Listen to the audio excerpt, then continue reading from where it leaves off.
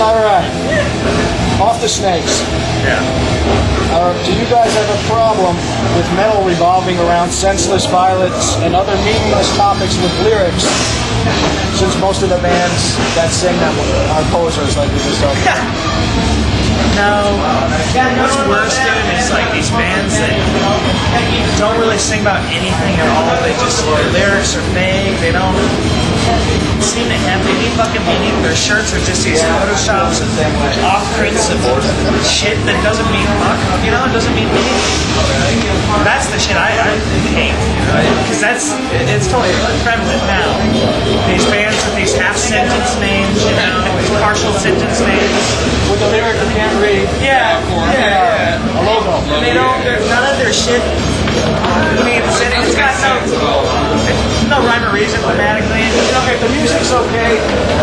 Let's say, okay, I can take it. Really just comes down to the music. But you know, for me, I'm the guy that like comes up with like imagery and lyrics and shit like that. So to me, that's my part of it. If I see somebody else half-assing it and they got 11 billion hits on MySpace or they're selling the shit out of their retarded-looking shirts, of course, they're having to say something.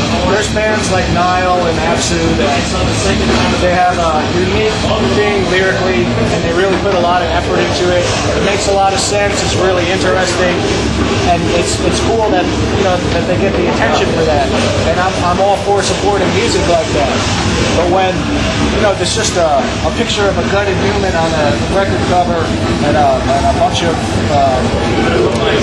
basically every song is the same. Yeah, there's just so much of it. Dissect this and fucking eat that. And there's so fucking much of it, and after a while, it's the same. It's just a big mishmash. Like, that whole scene's dying out anyway. Like, it's to the point where there's record labels that every fucking band on that label, it's the same band with a different record. Yes.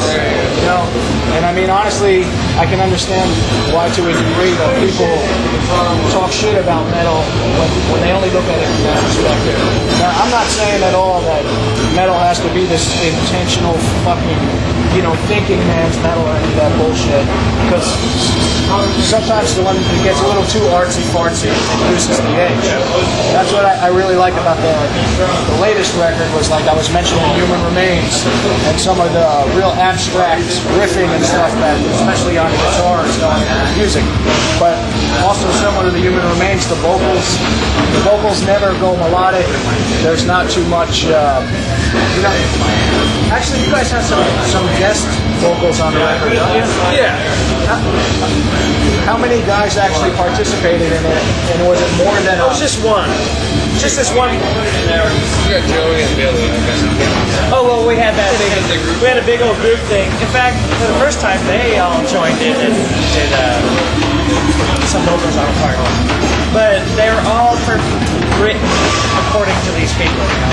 I knew that I wanted a part where there was everybody, like all these guys who never really put anything on a cattle record as far as vocals. To the big cacophonous part, and then our friend from the Locusts, who has a very distinct voice. I think they all have these really plucked out voices. But there's this one part I wanted him to spend, and it worked out for him. He did keyboards on it and shit. Well, then that's actually complimentary towards you, because I really would have guessed that there was more people singing on the record. Yeah. In other words, I mean, I love monotone death metal. Just, maybe a high scream here and there, and then a lot of guttural stuff, and just something to offset it. But on the new record, like I said, it has a lot to offer. There's a lot of different avenues or whatever. The vocal delivery is very, very fucking good. I mean, I probably said that like 6 times already, but for me, that was like something that really drew me to the record. Awesome thing. How has the internet impacted you guys? In a good way or a bad way? Yes, no, it's been extremely important. As it? It's.